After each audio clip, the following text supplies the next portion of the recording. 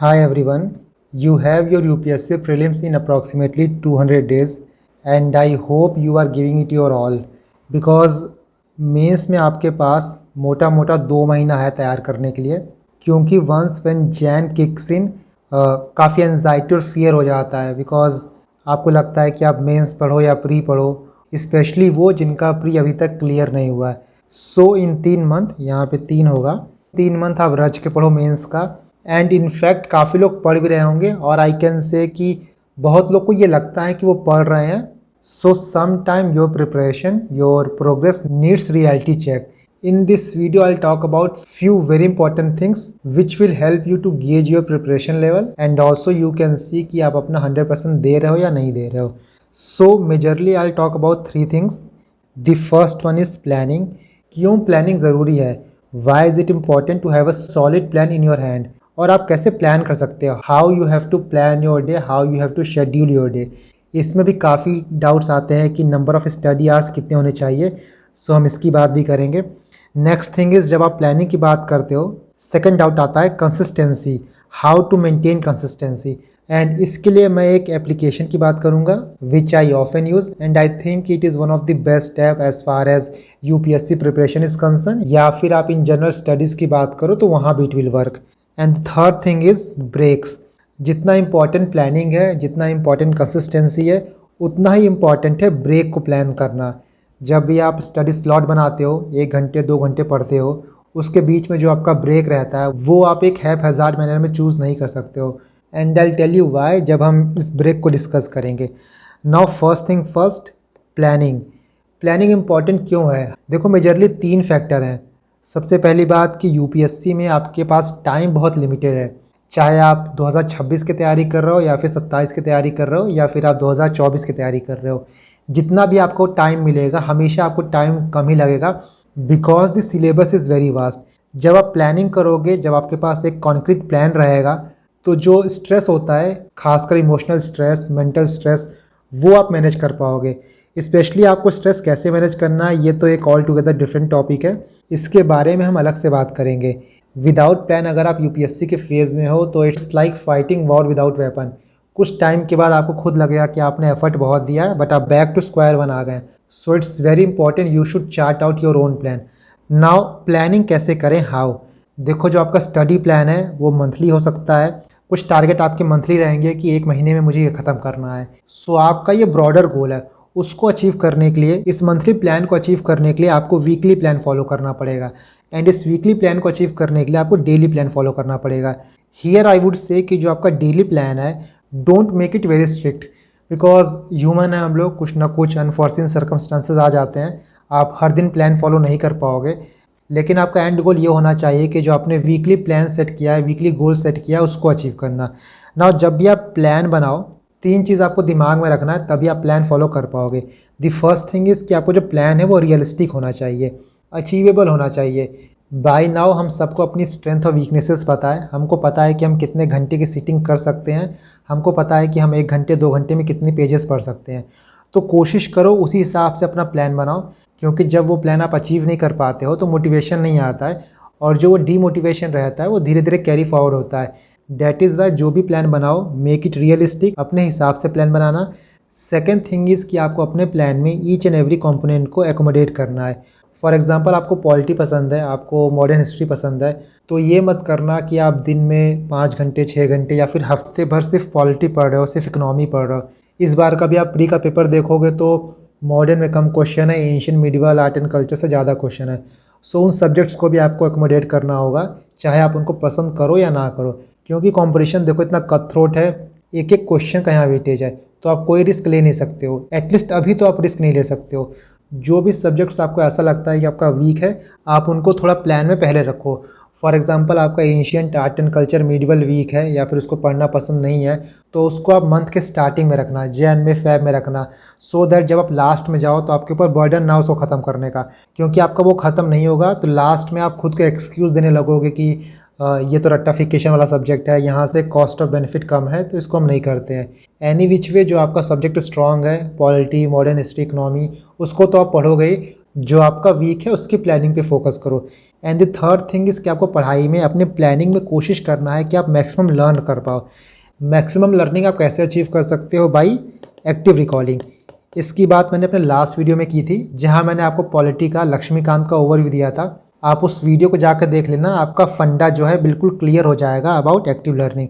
In short में बात करूं तो कोई भी चीज़ आप पढ़ रहे हो, फॉर एग्जांपल आप लक्ष्मीकांत पढ़ रहे हो, तो बुक को ही बार बार पढ़ने से अच्छा, बार बार रीड करने से अच्छा ये है कि उस चैप्टर पे बेस्ड क्वेश्चन सॉल्व करो। जब भी आप चीज़ों को याद करने की कोशिश करोगे, रिटेन करने की कोशिश करोगे, अपने मेमोरी पे जोर डालोगे किसी इन्फॉर्मेशन को रिट्रीव करने में, उन चीज़ों को आप लॉन्ग टर्म तक रिटेन कर पाओगे। मैंने अपने लास्ट वीडियो में आपसे लक्ष्मीकांत का पीडीएफ शेयर किया था। This is the PDF, you can download this PDF from my Telegram channel. ये लक्ष्मीकांत का पीडीएफ हो गया। मुझसे आप लोग और भी सब्जेक्ट्स के पीडीएफ मांग रहे थे, so this is your geography PDF. Geography में जितनी एनसीईआरटी है उनके क्वेश्चंस यहाँ पे क्लास वाइज अरेंज्ड हैं। फॉर एग्जांपल ये सारे क्वेश्चन क्लास 6 से हो गए, इसके बाद you can see it's class 7, then class 8, इसी तरह आप जाओगे तो क्लास 9, 10, 11, 12 सब कुछ है। और यहाँ पे जो क्वेश्चंस हैं, जब भी आप सब्जेक्ट पढ़ो then after that try to answer them. Book को ही बार बार रिवाइज करने से अच्छा ये है कि उन पे बेस्ड जो क्वेश्चंस हैं आप उनको सॉल्व करो।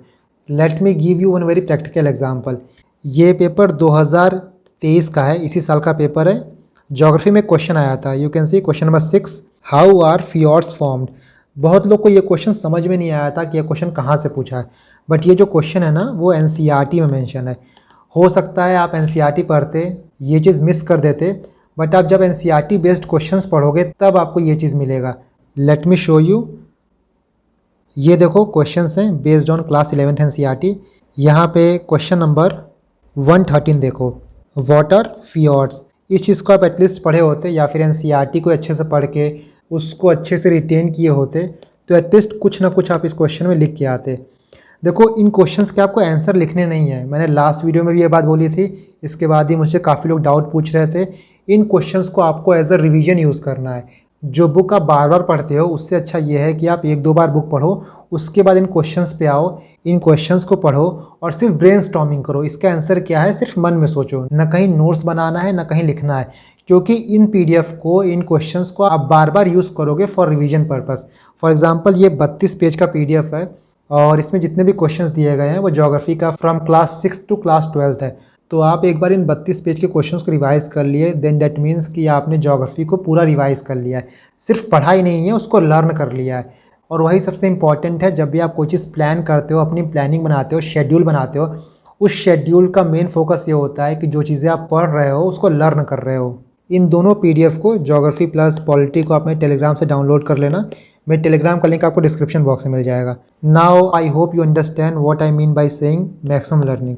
आपको लर्निंग पे ज़्यादा फोकस करना है, एक्टिव लर्निंग पे ज़्यादा फोकस करना है as opposed to passive learning.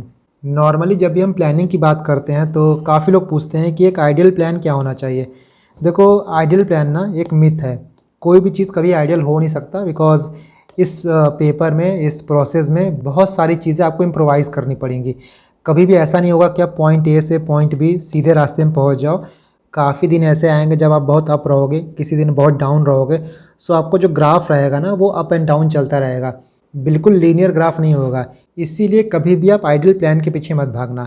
तब भी एक रफ आइडिया मैं आपको देता हूँ, एक journal plan. On this basis आप अपना प्लान बना सकते हो। कितने घंटे पढ़ना है, स्टडी आवर्स कितने होने चाहिए। इस वक्त आपके पास टाइम बहुत कम है, मुश्किल से 6-7 महीना बाकी है। तो इन माई ओपिनियन कि आपको कम से कम 8 घंटा तो पढ़ना पड़ेगा। देखो जो लोग जॉब कर रहे हैं वो लोग 8 से 9 घंटा जॉब ही करते हैं, और अगर आप सिर्फ पढ़ाई कर रहे हो तो ये मान के चलो ये जो पढ़ाई है वो आपका जॉब ही है। सो किसी भी हालत में आपको एक दिन में कम से कम 8 से 9 घंटा निकालना ही पड़ेगा। हो सकता है कि आप 10 घंटा पढ़ो, बट आप ऐसा मत करो कि एक दिन 2 घंटा पढ़ो, दूसरे दिन 14 घंटा पढ़ो। इस चीज़ को कंपनसेट करने के लिए ये रवैया मत अपनाना, ये चीज़ मत फॉलो करना। जिस दिन कोई ऐसा सिचुएशन आ जाता है कि आप नहीं पढ़ाई कर पा रहे हो, उस दिन आप अपने स्टडी आवर्स को भले कम कर दो, बट आपका कोशिश होना चाहिए कि जो आपने सेट किया है उसको अचीव करो। सो प्लानिंग में देखो, कुछ लोग रात में पढ़ते हैं, कुछ लोग सुबह पढ़ते हैं, कुछ लोग नाइट आउल्स होते हैं, कुछ लोग अर्ली बर्ड्स होते हैं। रिगार्डलेस ऑफ आप सुबह पढ़ रहे हो या फिर रात में पढ़ रहे हो, कुछ चीज़ें ऐसी हैं, कुछ पॉइंट्स ऐसे हैं जो आपको ध्यान रखने हैं। द फर्स्ट थिंग इज़, जो भी आपका पहला स्लॉट होगा, फॉर एग्ज़ाम्पल जो लोग सुबह पढ़ाई कर रहे हैं या फिर जो लोग रात में पढ़ाई करते हैं और दिन में सोते हैं, जो भी आपका पहला स्लॉट होगा उस स्लॉट में आपको स्टडी सेशन जो है वो लॉन्गर रखने हैं और ब्रेक्स जो हैं वो कम रखने हैं। इसके बाद जो आपका सेकंड सेशन रहता है, जो सेकंड हाफ रहेगा, वहाँ पे आपका स्टडी स्लॉट जो रहेगा वो कम रहेगा और ब्रेक जो है वो ज़्यादा रहेगा। इसको मैं अभी आपको एक एग्जांपल लेके समझाता हूँ। देखो क्या है ना कि एक इकोनॉमी में टर्म है लॉ ऑफ डिमिनिशिंग रिटर्न। एक पॉइंट के बाद आप एफर्ट देते हो बट आपका जो आउटपुट है वो कम होते जाता है। जब सुबह आप पढ़ने बैठते हो, सुबह आपका जब माइंड फ्रेश रहता है, तो हो सकता है कि आप 1 घंटे में 12 पेज 20 पेज पढ़ लो। बट जैसे जैसे टाइम बीतते जाता है आप एफर्ट तो उतना ही देते हो बट जो आपका रिटर्न रहता है, जो आउटपुट रहता है वो कम हो जाता है। हो सकता है सुबह आप पढ़ने बैठो तो 1 घंटे में 20 पेज पढ़ लो और वहीं दोपहर को पढ़ने बैठो तो 1 घंटे में सिर्फ 15 पेज पढ़ पाओ। तो यही है आपका law of diminishing return. That is the reason जो आपको मैक्सिमम आउटपुट लेना है वो सुबह का टाइम ले लो। एंड इसीलिए मैंने आपसे बोला है कि जो आपका पहला सेशन रहेगा वहाँ पे आपको स्टडी सेशन जो है लॉन्गर रखने हैं और ब्रेक्स जो हैं वो कम रखने हैं। लेट अस सी वन एग्जांपल। मान लो आपका दिन सुबह 8 बजे स्टार्ट होता है, तो आप यहाँ पे ये कर सकते हो कि पहला सेशन आप 8 से 10 रखो, 2 घंटे आपकी पढ़ाई होगी। 10 बजे के बाद आप 10 मिनट का रेस्ट ले लो, 10 मिनट का ब्रेक लेने के बाद 10 से 11:30 पढ़ो। यहाँ पे आपकी अप्रॉक्सीमेटली 1.5 घंटे की पढ़ाई होती है। 11:30 के बाद आप 30 मिनट का ब्रेक ले सकते हो। आपने ब्रेकफास्ट सुबह से किया नहीं है तो ब्रेकफास्ट करो। देखो सुबह उठते ही आपको पढ़ाई स्टार्ट कर देनी है। ये नहीं कि थोड़ा चाय पी लें, थोड़ा सा ये कर लें, थोड़ा सा जिम चले जाएं, वो सब बाद में करना। दोपहर के टाइम, शाम के टाइम जब बॉडी थक जाती तब करना। बट सुबह का टाइम जो होता है सबसे कंड्यूसिव होता है पढ़ाई के लिए। माइंड आपका बिल्कुल फ्रेश रहेगा, बहुत ईजिली चीज़ें आप ग्रास्प कर पाओगे। यहाँ पे सिर्फ सुबह की बात नहीं हो रही है, जो लोग रात में पढ़ते हैं उनके लिए भी बात हो रही है।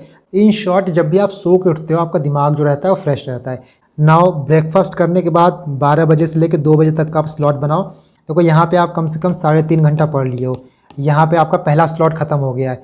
इसके बाद आपकी बॉडी, आपका माइंड थोड़ा सा एग्जॉस्ट होना स्टार्ट हो जाएगा। इसलिए जो आपका ब्रेक का टाइमिंग है वो थोड़ा बढ़ा दो। इन 2 घंटे में आप 15-15 मिनट के 2 ब्रेक लेना, 2 स्लॉट बनाना, एक 12 से 1 का, दूसरा 1 से 2 का। इसके बीच में 15 मिनट का ब्रेक रहेगा, इसके बीच में 15 मिनट का ब्रेक रहेगा। मतलब 12 से 2 में आप 1.5 घंटा पढ़ पाओगे। तो इन टोटल आप 8 से लेकर 2 बजे तक 5 घंटे की पढ़ाई तो यहीं कर लियो। अभी भी पूरा दिन बाकी है। 2 बजे से लेकर 3 बजे तक आप लंच करो, उसके बाद अपना प्लान बना सकते हो। देखो मैं यहाँ पे आपको कोई मैक्रो प्लान नहीं दे रहा हूँ कि आप ऐसा करो वैसा करो। यहाँ पे ओवरऑल मैं आपको एक फ्रेमवर्क बता रहा हूँ कि आपको अपना प्लान जो है कैसे चार्ट आउट करना है, अपने ब्रेक्स को, अपने रेस्टिंग स्लॉट्स को कैसे शेड्यूल करना है। After planning the second important thing is consistency. Without consistency जो आपका प्लान है वो बिल्कुल फेल हो जाएगा। सो कंसिस्टेंसी बहुत इंपॉर्टेंट है, not only in terms of time कि आपको हर दिन इतना टाइम पढ़ना है, ये शेड्यूल फॉलो करना है, but also in terms of subject. जब भी आप पढ़ो तो इट्स वेरी इंपॉर्टेंट कि आप हर टॉपिक को रिस्पेक्ट दो। ऐसा नहीं कि जो मैंने बोला कि आपको मान लो लक्ष्मीकांत पसंद है तो आप लक्ष्मीकांत ही पढ़ते जा रहे हो, बाकी art and culture, ancient history आप पढ़ ही नहीं रहे हो। आप अपना 100% यहाँ पे दे रहे हो, मेहनत बहुत कर रहे हो। फॉर एग्जांपल मान लो जिनका सीसेट क्लियर नहीं हुआ, कुछ मार्क्स से सीसेट रुक गया, जीएस रुक गया, तो you have to remember one thing, if your 100% is not helping you to reach your goal, then your 100% is not enough. तो इस चीज़ को आप जहन में रखना कि आपको कंसिस्टेंसी सिर्फ टाइम को लेकर नहीं करना है, सब्जेक्ट्स को लेके भी करना है। जो सब्जेक्ट आपका वीक है, जो आपका वीक एरिया है, उसको स्ट्रांग बनाओ और जो आपका स्ट्रांग है उसको पॉलिश करो। नाउ जब भी आप कंसिस्टेंसी की बात करते हो, 2 चीज़ें बहुत इंपॉर्टेंट हैं, तभी आप कंसिस्टेंसी मेंटेन कर पाओगे। एक है आपका विजिबल रिज़ल्ट, एक है इनविजिबल रिज़ल्ट। जब भी आप अपने प्रोग्रेस को, अपने ग्रोथ को विजुअलाइज नहीं कर पाओगे, देख नहीं पाओगे, आप कंसिस्टेंट नहीं रहोगे। इसका मैं आपको एक एग्जांपल देता हूँ। जब भी आप जिम ज्वाइन करते हो, स्टार्टिंग में आपका मसल्स बहुत जल्दी ग्रो करता है, आपकी बॉडी में जो चेंजेस आ रहे हैं वो विजुअली आपको दिखेंगे। लेकिन एक टाइम के बाद जो आपकी ग्रोथ है ना, वो आपको विजुअली दिखती नहीं है। तो उसी पॉइंट ऑफ टाइम पे बहुत लोग जिम जाना छोड़ देते हैं। वही पॉइंट ऐसा होता है जहां आपको अपने आप को पुश करना होता है। सेम एग्जांपल आप स्टडीज़ पे लगा के देखो। जब भी आप अपने ग्रोथ को, अपने प्रोग्रेस को ट्रैक कर पाओगे, आपको एक मोटिवेशन मिलेगा आगे बढ़ने का। जब आप उसको ट्रैक नहीं कर पाते हो तो आपके दिमाग में चीज़ें रहती हैं कि हाँ मैं पढ़ तो रहा हूँ, मैंने आज 8 घंटे पढ़े, मैंने आज 9 घंटे पढ़े हैं, बट इन रियलिटी वो कोई इफेक्टिव पढ़ाई होती नहीं है। तो to visualise your progress, to track your progress, एक इम्पॉर्टेंट ऐप है जिसका नाम है YPT ऐप। आई थिंक कि most of you must be knowing about this. तो YPT ऐप में क्या है ना, आप स्टडी टाइम शेड्यूल कर सकते हो कि आपको इतना पढ़ना है। कितने घंटे पढ़ना है इसका ट्रैक रख सकते हो, हफ्ते भर आपने कितनी प्रोग्रेस की है, किस टॉपिक को कितना टाइम दिया है पूरे हफ्ते, इन सारी चीज़ों का ट्रैक रख सकते हो। स्पेशली जो लोग अकेले पढ़ रहे हैं, जो लोग घर पे पढ़ते हैं, आइसोलेशन में पढ़ते हैं, उनके लिए काफ़ी अच्छा ऐप है, क्योंकि वहाँ पे आप एक ग्रुप फॉर्म कर सकते हो। अगर आपका खुद का कोई ग्रुप नहीं है, खुद का कोई फ्रेंड सर्कल नहीं है जो आपके साथ मिल के पढ़ें, तब भी आप वहाँ पे काफ़ी यूपीएससी के ग्रुप्स चलते हैं, उनको ज्वाइन कर सकते हो। इससे ये होता है ना, एक पीयर प्रेशर होता है वहाँ पे। जब टाइमिंग आप देखोगे कि किसी ने 9 घंटे पढ़ाई की है, किसी ने 10 घंटे पढ़ाई की है और मैंने सिर्फ 2 घंटे या 3 घंटे पढ़ाई की है, तो उससे एक प्रेशर आता है, प्रेशर के साथ साथ गिल्ट आता है। और यू ऑल नो कि जो पेन ऑफ गिल्ट होता है उसकी इंटेंसिटी ज़्यादा होती है as compare to pain of discipline. इस ऐप के थ्रू आप सेल्फ अकाउंटेबल रह सकते हो। इफ़ आई करेक्टली रिमेंबर तो 2022 के एक टॉपर थे जिनका नाम मयूर हज़ारिका था। वो अपने यूट्यूब चैनल पे आई थिंक कि स्टडी सेशंस करते थे 10 घंटे 12 घंटे का, मतलब कैमरा सामने रख के सिर्फ पढ़ाई करना। तो उससे क्या होता है ना, सेल्फ अकाउंटेबिलिटी आती है। Let me show you the app. देखो ये आपका वाईपीटी ऐप है और आप यहाँ पे सब्जेक्ट्स ऐड कर सकते हो। जैसे यहाँ पे economy, polity, modern history add है, उसी तरह आप कितने भी सब्जेक्ट्स ऐड कर सकते हो। इसके बाद यहाँ पे देखो इंसाइट है, ये आपको बताएगा कि आपने कितने दिन कितने घंटे पढ़ाई की है। फॉर एग्ज़ाम्पल मैंने आपको शो करने के लिए कल इस ऐप को डाउनलोड किया था, तो यहाँ देखो टोटल 4 घंटे पढ़ाई हुई है। लॉन्गेस्ट सेशन जो था वो 2 घंटे 36 मिनट का था। इसके बाद यहाँ देख सकते हो आप कल के दिन जो भी पढ़ाई हुई है उसका ग्राफ। 32% इकोनॉमिक्स की पढ़ाई हुई है, 1 घंटा 35 मिनट। नेक्स्ट ज्योग्राफी 22%, 1 घंटा 4 मिनट। उसके बाद 21% जो है मॉडर्न हिस्ट्री, 1 घंटा 2 मिनट। इसी तरह आप ट्रैक रख सकते हो।